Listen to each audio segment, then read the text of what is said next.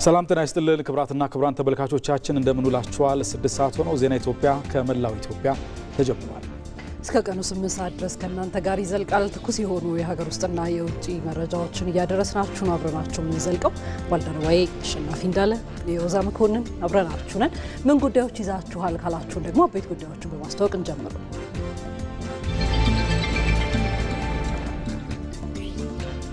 ግጭትና የሰላም እጦት ህብረተሰቡ ላይ ያስከተለውን ጉዳት በመረዳት የመንግስትን የሰላም ጥሪ መቀበላቸውን የቀድሞ ታጣቂዎች ተናገሩ።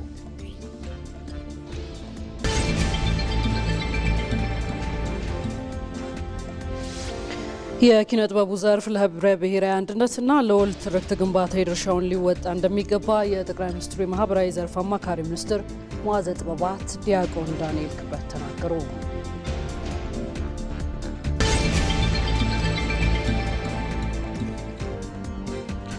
የመገጭ ግድብ ግንባታ ፕሮጀክትን በተያዘው በጀት ዓመት ለማጠናቀቅ እየተሰራ መሆኑ ተገለጸ።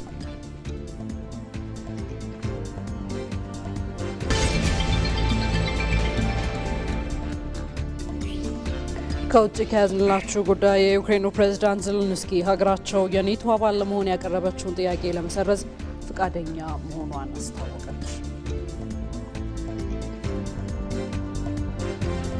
ክብራትና ክብራን አብራችሁን እንድትቆዩ ነው በአክብሮት የምንጋብዘው። በዜና ኢትዮጵያ የቢዝነስና የስፖርት ዘገባዎችም ተካተዋል። ለቢዝነስ ዘገባዎቹ ብሩክታይት አስራት፣ ለስፖርት ዘገባዎቹ ደግሞ ነጻነት ጫን ያለው ተጠቅሟቸዋል። በዜና ኢትዮጵያ የቢዝነስ ሰዓታችን የመንግስት ወጪ አስተዳደርና ቁጥጥር ጉዳዮች ቋሚ ኮሚቴ በስራና ክህሎት ሚኒስቴር የስራ ዕድል ፈጠራና የሀገር ውስጥ ስምሪት አፈጻጸምን የተመለከተ የክዋኔ ኦዲት ሪፖርት ላይ ይፋዊ ውይይት እያደረገ ይገኛል። ይህን የተመለከተ ጉዳይ ይዘናል። ይህንንና ሌሎች ጉዳዮችን አካትቼ ካፍታ ቆይታ በኋላ ብሩክታይት አስራት ጠብቃችኋለሁ። ከዛው ከዜና ኢትዮጵያ ጋር መልካም ቆይታ። እንደምን ዋላችሁ ተመልካቾቻችን። በዜና ኢትዮጵያ ስፖርት ሰዓታችን ደግሞ በአፍሪካ ወጣቶች ኦሎምፒክ ጨዋታዎች ኢትዮጵያ በርካታ የወርቅ ሜዳሊያዎችን እያስመዘገበች ትገኛለች። ከውጪ ማንቸስተር ሲቲ ተጋጣሚውን በማሸነፍ ሁለተኛ ደረጃነቱን አጠናክሯል። ሪያል ማድሪድ ወደ አሸናፊነቱ ተመልሷል። እነኝና ሌሎች ጉዳዮችን እናነሳለን። ነጻነት ጫን ያሉ ነኝ፣ አብራችሁ ቆዩ። ዜና ኢትዮጵያችን ወደ እናንተ መሻገሩን ይጀምራል። በቀደምትነት ወደ ያዝነው ጉዳይ እንምራችሁ። በጫካ የሚገኙ የታጠቁ ኃይሎች ሀሳባቸውን ወደ አዳራሽ ይዘው እንዲመጡ መንግስት ሲያደርግ የቆየው ጥረትን አጠናክሮ እንዲቀጥል የደብረ ብርሃን ከተማ ነዋሪዎች ጠየቁ። በደብረ ብርሃን ከተማ የጉባ ብስራቶች የመደመር መንግስት ትሩፋቶች በሚል መሪ ሀሳብ ህዝባዊ ውይይት ተካሂዷል። ለኢትዮጵያ ዜና አገልግሎት ዘገባ ሰናይት ብርሃኔ።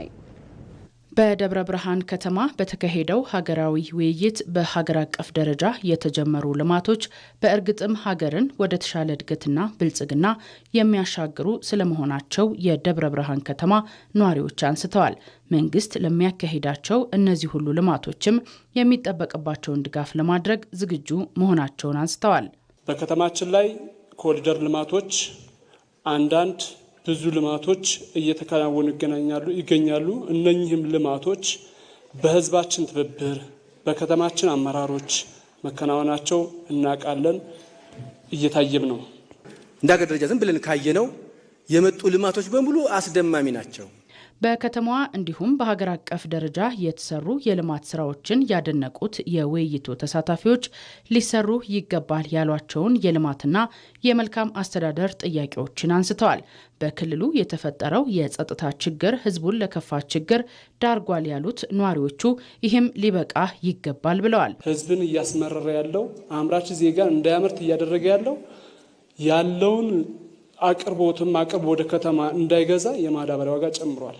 ሰላም የሚመጣው ህዝብና መንግስት አንድ ሲሆኑ ነው። ስለዚህ መንግስት አሁንም ሰላም ላይ አጠንክሮ መስራት አለበት። አንድ በቀጣይ የምትይዙልኝ የደብረ ብርሃን ከተማ አስተዳደር ተቀዳሚ ከንቲባ አቶ በድሉ ውብሸት ብልሹ አሰራርና ህገወጥነትን ለመከላከል አስተዳደሩ በቁርጠኝነት እንደሚሰራ አንስተዋል። የመንግስት አቋም ተደጋጋሚ ነው፣ አሁንም ግልጽ ነው። የሰላም ጥሪ የክልሉ መንግስት ብቻ አይደለም፣ የፌዴራል መንግስትም አለ። ሁለቱም ጥሪ አቅርቧል። የትም ቦታ እንደራደር፣ በየትኛውም ሰዓት በማንም በቃ የቆየ ጥያቄ ነው። አንዳንዱ የቆየ ነው። ሌላ ምንም ምስቅልቅል እንትን የለው። ፍላጎትና ለመደራደር አንድ ያለ መሆን የምታዩት ነው። አንዱ ቡድን ሲገባ ሌላው ቡድን ይቃወማል፣ ሌላው ቡድን ያፈርሳል። በአንዱ ቡድን ውስጥ እንኳን ለምን ገባ ብሎ ይገላል። የኢኮኖሚ አማራጭም ስላደረገው አንድ አይነት አቋምም የለም እና በመንግስት ደረጃ ይሄ ከልቡ አይደለም ከምናምን አይደለም የሚለው በእርግጠኝነት የምነግራችሁ ከልብ ነው። የሸገር ከተማ አስተዳደር ከንቲባ ዶክተር ተሾመ አዱኛ ህዝቡ አስተካክሉ የሚለንን ለማስተካከል ነው ውይይት ያደረግነው ብለዋል። የኑሮ ውድነቱን ለማስተካከል ምርትና ምርታማነትን ማሳደግ እንዲሁም የገበያ ስርዓቱን በህግ መምራት አስፈላጊ መሆኑንም አንስተዋል። መንግስት ከ50 ከ60 ቢሊዮን ብር በላይ ለመዳበሪያ ሰብሲዲ ይሰጣል። ከስርጭቱ ችግር እንዳለ ሆኖ ማለት ነው። ሌላ ሐሳብ የመስጠት የፈለኩት የኑሮ ውድነት አንስታችኋል። ሁሉም ጋር ያለ ነው። መነሻውን ክቡር ከንቲባ ሲያቀርቡ በደንብ ከሰማችሁ ደጋግሞ ተናግሯል። እዛ ጋር ሲደርሱ ከንቲባው ምን አሉ? የኑሮ ውድነት መነሻው ምርትና ምርታማነት ያለ መኖሩ ነው አሉ። እዛ ቦታ ሲናገሩ በደንብ ሰምቻለሁ። ሁለቴ ሶስቴ ነው የተናገሩት። አንዱ ችግር እሱ ነው። ምርትና ምርታማነት ያለ መኖሩ የመጀመሪያ። ሁለተኛ የገበያ ስርዓቱ ለከት የለውም። ምናልባት ቃሉ ቆንጆ አይደለም ለእናንተ። የገበያ ስርዓቱ ከፈለጉ ዛሬ 5 ብር ይላሉ፣ ከፈለጉ ነገ 10 ብር ይላሉ፣ ከፈለጉ 20 ብር ይላሉ። የዚህ አይነት ባህሪ የኑሮ ውድነቱን ጨምሮታል። ሰላምን ለማረጋገጥ መንግስት ቁርጠኛ መሆኑን ያነሱት ደግሞ የደቡብ ምዕራብ ኢትዮጵያ ህዝቦች ክልል ምክትል ርዕሰ መስተዳድር አቶ ማስረሻ በላቸው ናቸው። ዛሬ ደብረ ብርሃንና ዙሪያው ላይ ኮሽ የሚል ነገር የለም። ህዝቡ ምን አልሆነህም ስላለ ነው።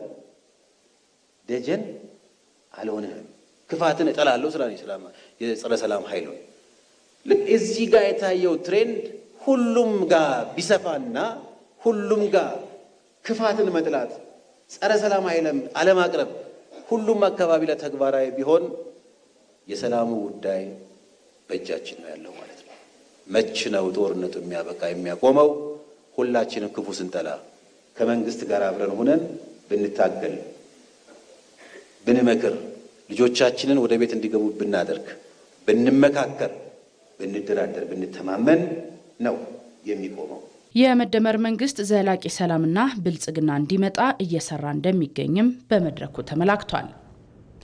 ግጭትና የሰላም እጦት ህብረተሰቡ ላይ ያስከተለውን ጉዳት በመረዳት የመንግስትን የሰላም ጥሪ መቀበላቸውን የቀድሞ ታጣቂዎች ተናገሩ። የሰላም አማራጭን የተቀበሉ ታጣቂዎች የታድሶ ስልጠና በመውሰድ የህዝብና የመንግስት ተግባራት ላይ እንዲሰማሩ ስለመደረጉ ደግሞ የአማራ ክልል መንግስት አስታውቋል። የቀድሞ ታጣቂዎች ሰላም ለሁሉም ሁሉም ለሰላም በሚል መሪ ሀሳብ ከክልሉ ከፍተኛ የስራ ኃላፊዎች ጋር በማዕከላዊ ጎንደር ዞን ወገራ ወረዳ ተወያይተዋል። ራሄል ፍሬው በአማራ ክልል የመንግስትን የሰላም ጥሪ ተቀብለው በምህረት ለገቡ አካላት ስልጠና መስጠት ተጀምሯል። ሰላም ለሁሉም ሁሉም ለሰላም በሚል መሪ ሀሳብ በማዕከላዊ ጎንደር ዞን ወገራ ወረዳ በተጀመረው ስልጠና የቀድሞ ታጣቂዎች ከክልሉ ከፍተኛ የስራ ኃላፊዎች ጋር ውይይት አድርገዋል። ታጣቂዎቹ ከግጭት ለህዝብ የሚገኝ ትርፍ ባለመኖሩ የሰላም አማራጭ መከተላቸውንም አንስተዋል። ንጹሃን ከማሰቀቅ ውጭ ትርፍ የለንም። እንደ አማራ ፋኖ ስንመለከተው የሰላም እጦትን እና የኑሮ ውድነትን ብቻ ነው ያስከተለብን። ትግላችን እርስ በርስ መበቃቀል ብቻ ነው። ትግላችን ከወገናችን ብቻ ነው። ስለዚህ እርምጃ ስለማረምደነ ትግል ወደ ሰላም አማራጭ እንዲመጣ አድርጎናል። እንደ አማራ ጥያቄዎችን በመድረክና በውይይት ብንፈታ የተሻለ ይሆናል። የሰው ኃይላችንም ኢኮኖሚያችንም ጊዜያችንም ሲያባክን የቆየ ትግል ነው። ሁሉንም ተረድተን ወደዚህ ሰላም አማራጭ መጥተናል። በመድረኩ የአማራ ክልል ሰላምና ጸጥታ ቢሮ ምክትል ኃላፊ በሪሁን መንግስቱ የሀሳብ ልዩነትን በንግግርና መግባባት መፍታትን ባህል ማድረግ ያስፈልጋል ብለዋል። የሰላምን ጥሪ ተቀብለው ስልጠና የወሰዱ አካላት በልዩ ልዩ ዘርፎች ከመንግስት ጋር በመሰማራት ህዝብን እያገለገሉ ነው ብለዋል። በመውጣቴ ምክንያት ምን አተረፍኩ ብለን በደንብ ማምሰልሰል፣ በደንብ ማሰብ ለቀጣይ ለዘላቂ ሰላማችን በጣም አስፈላጊ ስለሆነ ይህንን በዛ መንገድ መረዳት በጣም ተገቢነት አለው ማለት ነው። ዛሬ በስልጠናው አልፈው በተለያየ መንገድ ቋሚ ህይወታቸውን የጀመሩ ወንድሞቻችን ጋር ተገናኝተን አብረን በጋራ እየሰራን ነው። በጸጥታ ስራ የሚሰማሩትን በጸጥታ ስራ ሰማርተን አብረን በጋራ ቆመን ህግ ለማስከበር በጋራ እየሰራን ነው። በሌሎች የስራ መስኮችም ጭምር ተሰማርተው በዛ መንገድ ህይወታቸውን እየመሩ ነው። በክልሉ የሰላም ጥሪውን ለተቀበሉ አካላት የተሃድሶ ስልጠና እየተሰጠ መሆኑን የገለጹት ኃላፊው በጫካ የሚገኙ ጓዶቻችሁ ወደ ሰላም እንዲመጡ ልትሰሩ ይገባልም ሲሉ መልእክት አስተላልፈዋል። እስካሁን ድረስ በአጠቃላይ በኮሚሽኑ አማካኝነት ከ15000 በላይ የታጠቁ ኃይሎችን ተቀብሎ አሰልጥኖ የሚፈለገውን ድጎማ ሰጥቶ መቋቋሚያ ሰጥቶ ወደ ማህበረሰቡ ቀላቅሏል። የታድሶ ስልጠናው አሁንም በቀጣይ ለመስጠት ዝግጅት እያደረግን ነው። በሁሉም አካባቢ ያሉ የመረጃ ማሰባሰብ ስራዎችን የመረጃ ማጥራት ስራዎችን እየሰራን ያለነው አሁን ጫካ ላይ ያሉትን ወንድሞቻችን እናንተና እኛ ተጋግዘን በአንዴ እንዲመጡ አድርገን ለአንድና ለመጨረሻ ስልጠና እንዲሰጥ ማድረግ የምንችልበት ሁኔታ ቢኖር ደስታውን አንችለው። በብልጽግና ፓርቲ የአማራ ክልል ቅርንጫፍ ጽህፈት ቤት የፖለቲካና አቅም ግንባታ ዘርፍ ኃላፊ ዶክተር ዘሪሁን ፍቅሩ በበኩላቸው የኢትዮጵያ ታሪካዊ ጠላቶች ህዝቦቿን በማጋጨት በሚገኝ ትርፍ ተጠቃሚ ለመሆን እንደሚሰሩ ተናግረዋል። ታሪካዊ ጠላቶቻችን በእኛ መዳከም ውስጥ በእኛ መበታተን ውስጥ የጂኦ ስትራቴጂ ትርፍ አላቸው። በቀጠናው ውስጥ ያሉትን ሀብቶች በእኛ በግጭት ውስጥ መኖር ምክንያት በሚፈጠረው ችግር ማዕከል አድርገው ለመጠቀም ይሻሉ።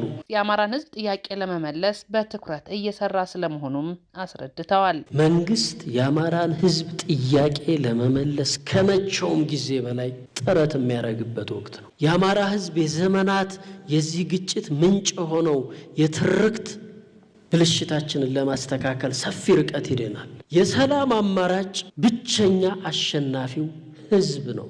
ትርፉ የአማራ ህዝብን ተጠቃሚ ማድረግ ነው። አትራፊው የአማራ ህዝብ ነው። እንደ አሚኮ ዘገባ በመድረኩ የሰላም አማራጭ ሁሉንም አትራፊ የሚያደርግ መንገድ ስለመሆኑም ተመላክቷል። ዜና ኢትዮጵያችን ቀጥሏል።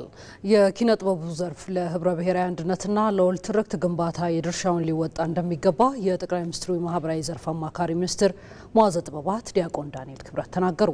የባህልና ስፖርት ሚኒስቴር ከዘርፉ ተዋናዮች ጋር ውይይት አድርጓል። ይህን በተመለከተ ዘማኑኤል መንግስቱ ተጨማሪ ዘገባ ይዟል። ከለውጡ ማግስት ኪነ ጥበቡ በሀገረ መንግስት ግንባታና በብሔራዊ ጥቅም ዙሪያ የበኩሉን እንዲወጣ በተለይ የወል ትርክት ግንባታ ላይ ምን ሊያበረክት ይገባዋል በሚለው ዙሪያ የባህልና ስፖርት ሚኒስቴር ከዘርፉ ተዋናዮች ጋር የውይይት መድረክ አካሂዷል። በመድረኩ የጠቅላይ ሚኒስትሩ የማህበራዊ ዘርፍ አማካሪ መዋዘ ጥበባት ዲያቆን ዳንኤል ክብረት የኢትዮጵያ ታሪካዊ ጠላቶች በዋናነት በአባይ ወንዝና በቀይ ባህር ጋር ተያይዘው የሚነሱ መሆናቸውን አንስተዋል። ከነዚህ የውሃ አካላት ኢትዮጵያ እንዳትጠቀም ባዳና ባንዳዎች ትርክት በማዛባት ሀገሪቷን በየዘመናቱ ለጦርነት ሲደርጓት ቆይተዋልም ብለዋል። የኢትዮጵያ ፈተናዎች በዋናነት ከምንም ነገር በላይ የሚመነጩት ከነዚህ ከሁለቱ ነው። ወደ ኋላ ሄዳችሁ የኢትዮጵያን ጦርነቶች አድዋን ጨምሮ የኢትዮጵያን መከራዎች ከነዚህ ከሁለቱ ውጭ ማሰብ ይቻላል። ወይ ከአባይ የሚመነጭ ነው ወይ ከቀይ ባህር የሚመነጭ። የኤርትራ የነጻነት ጥያቄ በብዙ የኢትዮጵያ ጠላቶች ዘንድ ተደጋፊ የሆነው የነጻነት ጥያቄ ስለሆነ ሳይሆን ኢትዮጵያን የባህር በር የሚያሳጣ ጥያቄ ስለሆነ፣ ይህም በመሆኑ የኪነ ጥበቡ ዘርፍ ይህንን የተዛባ ትርክት በማስተካከል ለጋራ ትርክትና ለህብረ ብሔራዊ አንድነት ግንባታ የበኩሉን ሊሰራ ይገባል ብለዋል። ለትርክቱ ጦርነት ዋና አዝማቾችና ዘማቾች እናንተ ናቸው። ሰው ደግሞ በትርክት ከተሰለበ በኋላ ጦርነቱ ቀላል። ጦርነት መጀመሪያ ጭንቅላት ውስጥ ነው የሚያልቀው።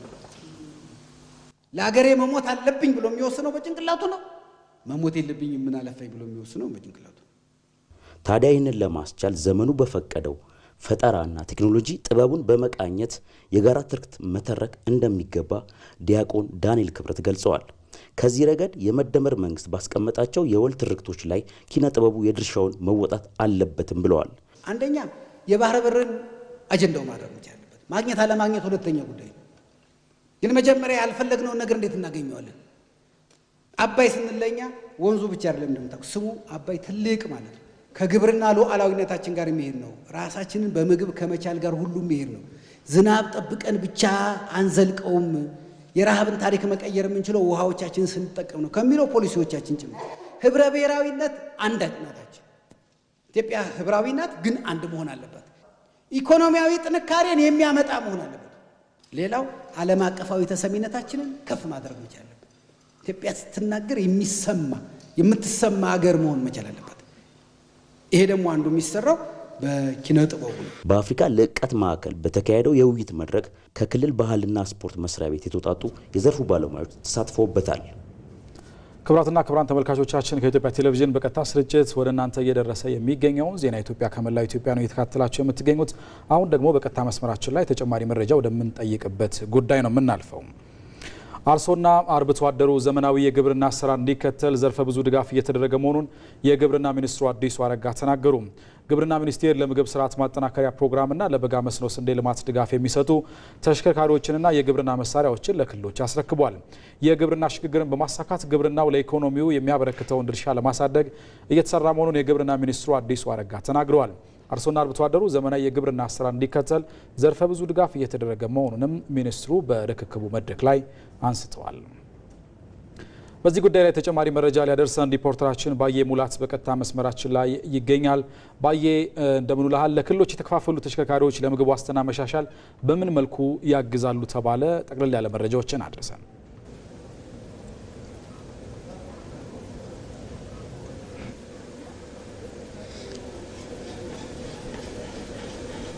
አመሰግናለሁ አሸናፊ። አንተም በመግቢያ እንደጠቀስከው ዛሬ ግብርና ሚኒስቴር ለምግብ ስርዓት ማጠናከሪያ ፕሮግራም የሚሆን 258 ተሽከርካሪዎች ከ1830 በላይ የሞተር ብስክሌቶችን ለክልሎች አስረክቧል።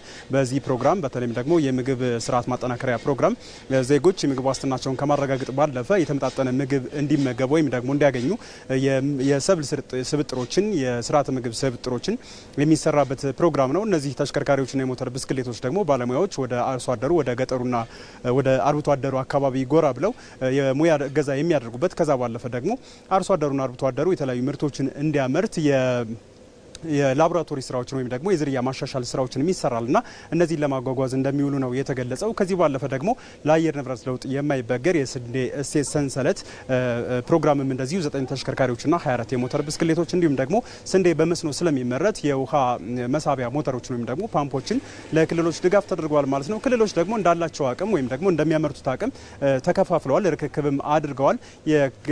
የኢፌዴሪ የግብርና ሚኒስትሩ አቶ አዲሱ አረጋ በዚህ መድረክ ላይ እንደተናገሩት ኢትዮጵያ ባለፉት ዓመታት የጀመረችውን የግብርና ሽግግር በማስተካከል ወይም ደግሞ በማሳካት ኢኮኖሚው ለግብርናው ያለው ወይም ደግሞ ግብርናው በኢኮኖሚ ያለው ድርሻ ከፍ እንዲል ይሰራል ነው ያሉት። በተለይም ደግሞ አርሶ አደሩ ከፍተኛ የሆነ ምርት እንዲያመርት የግብዓት አቅርቦት፣ የሜካናይዜሽን፣ የኮምባይነርና የትራክተር አቅርቦት እንዲያገኝ እየተሰራ ነው የሚገኘው። ለዚህ እንዳብነት የሚጠቀሰው ባለፉት ዓመታት የግብርና ማሽነሪዎች ከቀረጥ ነጻ ከውጭ እንዲገቡ እየተደረገ ነው። ከዛ ባለፈ ደግሞ አርሶ አደሩና አርብቶ አደሩ ለረጅም ጊዜ የግብርና ፋይናንስ ጥያቄ ነበረበት። ይህ ጥያቄ እንዲያገኝ ደግሞ በብሔራዊ ባንክ በኩል የግብርና ፋይናንስ ስትራቴጂ የተዘጋጀ ነው። እነዚህ የግብርናውን ዘርፍ ልማት ለማሳደግ ከፍተኛ አስተዋጽኦ እንዳላቸው ነው የግብርና ሚኒስትሩ በመድረኩ ያነሱት ማለት ነው። ከዛ ባለፈ ደግሞ የተለያዩ ሙያዊ ገዛዎችም እንደዚሁ ለአርሶ አደሩና ለአርብቶ አደሩ እየተደረጉ ነው የሚገኙት። እነዚህ ማሽነሪዎች ወይም ደግሞ ቀደም ሲል የገለጽኳቸው ተሽከርካሪዎች፣ ሞተር ብስክሌቶች እንዲሁም ደግሞ የውሃ መሳቢያ ፓምፖች ከፍተኛ እገዛ እንደሚያደርጉና ክልሎች ለሚመለከተው አካል ለተገቢው ቦታ እንዲውሉና ጥንቃቄ እንዲያደርጉ ክትትልም እንዲያደርጉ ነው ያሳሰቡት። ከዛ ባለፈ ደግሞ ከርክክቡ በኋላ አሁን ላይ የገጠር ልማታዊ ሴፍቲኔት ምን ደረጃ ላይ ነው ያለው፣ በቀጣይስ ምን መስራት አለብን የሚል የውይይት መድረክ በዚህ በግብርና ሚኒስቴር እየተካሄደ ነው የሚገኘው። በዚህ መድረክ ኢትዮጵያ ከተረጅነት ወደ አምራችነት ለምታደርገው ሽግግር ሰፊውን ማህበረሰብ በማሳተፍ የግብርና ምርትን ማሳደግ እንደሚገባ ነው የግብርና ሚኒስትሩ የገለጹት። ባለፉት ዓመታት የግብርና ሴፍቲኔት ከፍተኛ ድርሻ እንዳለው በተለይም ደግሞ ዝቅተኛ የሆነ አርሶ አደር ዝቅተኛ አቅም ያለው አርሶ አደርን በመደገፍ ወደ አምራችነት እንዲሸጋገር በማድረግ በኩል ከፍተኛ ስራ እንደተሰራ ነው የገለጹት። በቀጣዮቹ ዓመታትም እንደዚሁ ባለፉት ዓመታት የሰሩትን በማስመረቅ ራሳቸው እንዲችሉ በማድረግ ቀጣዮቹን ደግሞ ድጋፍ የሚደረግላቸውን ዜጎች አርሶ አደሮችና አርብቶ አደሮች በመለየት ድጋፍ ለማድረግ እንደሚሰራ ነው የተገለጸው በዚህ መድረክ። ዘገባዎቻችን ቀጥለዋል።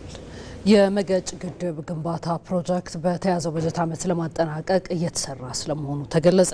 አሁን ላይ ፕሮጀክቱን ለማጠናቀቅ ቀንና ሌሊት ስራዎች በመከናወን ላይ መሆናቸውም ተመላክቷል። አባዲ ወይናይ ግንባታው ከተጀመረ 15 ዓመታት ያስቆጠረው የመገጭ ግድብ ፕሮጀክት በተለያዩ ምክንያቶች ተጓቷል። ታዲያ በቅርቡ ለፕሮጀክቱ በተሰጠው ልዩ ትኩረት ምክንያት ተቋራጩ እንዲቀየር በማድረግ አሁን ላይ ግንባታው እየተፋጠነ ይገኛል። የፕሮጀክቱ ግንባታ 78 በመቶ የደረሰ ሲሆን ከዚህ በፊት የነበሩ ችግሮች በመቅረፍ ግንባታው በፍጥነት እየተከናወነ ነው። 40 ሜትር የመልሶ የመሙላት ስራን በመስራት የአምና ጥሩ አፈጻጸም ዘንድሮ ደግሞ ሙሉ በሙሉ ለመጨረስ በምታዩት ደረጃ ኖቬምበር 6 ትልቅ ማይልስቶን የምንለው ግድቡን ወንዙን የያዝንበት ከዛ ጊዜ ጀምሮ አሁን እንደምታዩት በከፍተኛ ርብርብ በዚህ ዓመት ፕሮጀክቱን ለማጠናቀቅ ከፍተኛ ዝግጅት በኮንትራክተሩ ያለበትና እንቅስቃሴውም ጥሩ አፈጻጸም ላይ ያለበት ሁኔታ ነው ያለው። ስለዚህ በኮንትራክት ውላችን መሰረት በዚህ ዓመት ሰኔ 30 ነው እንጨርሳለን ያልነው። ፕሮጀክቱ ከ17000 ሄክታር በላይ መሬት በመስኖ የሚያለማ ግዙፍ ፕሮጀክት ነው። መሰረታዊ የሚባሉ ስራዎች መጠናቀቃቸውን ነው ግንባታውን እያከናወነ የሚገኘው የቤኤካ ተቋራጭ የገለጸው። አሁን እስከ 18000 ሜትር ኪዩብ እየሰራ ነው በቀን። ስለዚህ ከፍተኛ ሬት ነው በእንትን ደረጃ የምንወስደው ማለት ከውጭ እንትኖችም ጋር ብናወዳደረው ትልቅ ፕሮግረስ ነው። ስለዚህ ከዚህም በላይ ነው አሁን እኛ የሚጠበቅብን ያንን ለሚያደርጉ ምቹ ሁኔታዎችን እየፈጠርን ያለ ነው። ስለዚህ ይሄን ያህል እየሞላን በዚህ በጀት ዓመት ሙሉ በሙሉ እናጠናቀቀዋለን። እጅ የሚይዙ ስራዎች በሙሉ ተጠናቀዋል። ከመሰረት ጋር ያሉ ነገሮች ከውሃ ጋር የነበሩ ስራዎች ውሃውን ማኔጅ ማድረግ በጣም ቻሌንጂንግ ነበረ። እነዛን ውሃዎች ሁሉ ማኔጅ አድርገን ነው አሁን እዚህ ጋር የደረስነው እንጂ ኦልሞስት 30 ሜትር ወደ 35 ሜትር አካባቢ ነው ፋውንዴሽኑ ወጣች ከመሬት በታች እና ትልቅ ውሃዎች ነው የነበሩ። እነሱን ሁሉ ማኔጅ አድርገን ነው እዚህ የደረስነው። ስለዚህ አሁን ላይ ጥሩ እና ምቹ የሆነ ቦታ ላይ ነው የደረስነው። የመገጭ ግድብ ፕሮጀክት ለሀገሪቱ ኢኮኖሚ የሚያበረክተው ድርሻ የላቀ ነው። የሀገሪቱን የመስኖ ልማት ለማጠናከር ከፍተኛ አስተዋጽኦ ያለው ፕሮጀክቱ በተወሰደው እርምጃ ምክንያት በዚሁ ዓመት ለማጠናቀቅ እየተሰራ እንደሚገኝ የመስኖና ቆላማ አካባቢ ሚኒስቴር አስታውቋል። የኮንትራክተሩ አቅም የተሻለ አቅም ያለው ኮንትራክተር ተቀጥሮለታል። የዲዛይን ችግሮች ተፈቶለታል። መሰረታዊ የሆነ የበጀት ችግርም ተፈቶለታል። ስለዚህ ይህ ፕሮጀክት በእኛ እቅድ በመስኖና ቆላማ እቅድ መሰረት በዚህ ዓመት አብዛኛውን ስራ አጠናቀን ውሃ የምንይዝ ይሆናል ማለት ነው። የመገጭ የመስኖ ልማት ግንባታ ፕሮጀክት ለጎንደርና በጎንደር ዙሪያ ለሚገኙ ከተሞች የሚሰጠው ጠቀሜታ ከፍተኛ መሆኑን ነው የጎንደር ከተማ ከንቲባ ቻላቸው ዳኘው የገለጹት። አሁን በጥሩ ፕሮግረስ እየተሰራ ያለ ፕሮጀክት ነው። እኛም እንዳይናችን ብሌን የምናየው ፕሮጀክታችን ነው። ጠቀሜታው በጣም ዘርፈ ብዙ ነው። ለኢሪጌሽን ይውላል፣ ለመስኖ ወደ 32 ሚሊዮን ሜትር ኪዩብ የሚሆነው ውሃ ደግሞ ለመጠጥ እንዲውል ነው። ጎንደር የውሃ ችግር አለ፣ በጣም ያልተፈታ የረዥም ጊዜ ጥያቄ የሆነ የህዝባችን። የኛ ከተማ በ20 ቀን ምናምን ውሃ የሚያገኘው ሰው እሱን መቀየር መቻል። የመገጭ የመስኖ ልማት ፕሮጀክት ለማጠናቀቅ ያለ እረፍት 24 ሰዓታት ግንባታው እየተከናወነ እንደሚገኝ ተጠቅሷል። ተመልካቾች አሁን ደግሞ ወደ ውጪ ሀገራት ዘገባዎች አልፈናል። የዩክሬን ፕሬዝዳንት ቮሎዲሚር ዜሌንስኪ ሀገራቸው የኔቶ አባል ለመሆን ያቀረበችውን ጥያቄ ለመሰረዝ ፈቃደኛ መሆኗን አስታወቁ። ፕሬዝዳንቱ የዩክሬን መንግስት እዚህ ውሳኔ ላይ የደረሰው ለሰላምና ደህንነት ቅድሚያ ለመስጠት ነው ብለዋል።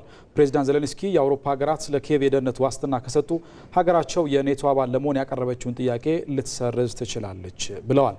ይህ ደግሞ በሩሲያና በዩክሬን መካከል የሰላም ስምምነት ለማድረግ የተባበሩት መንግስታት ድርጅት ለያዘው እቅድ በር የሚከፍት መሆኑን አልጀዚራ ዘግቧል።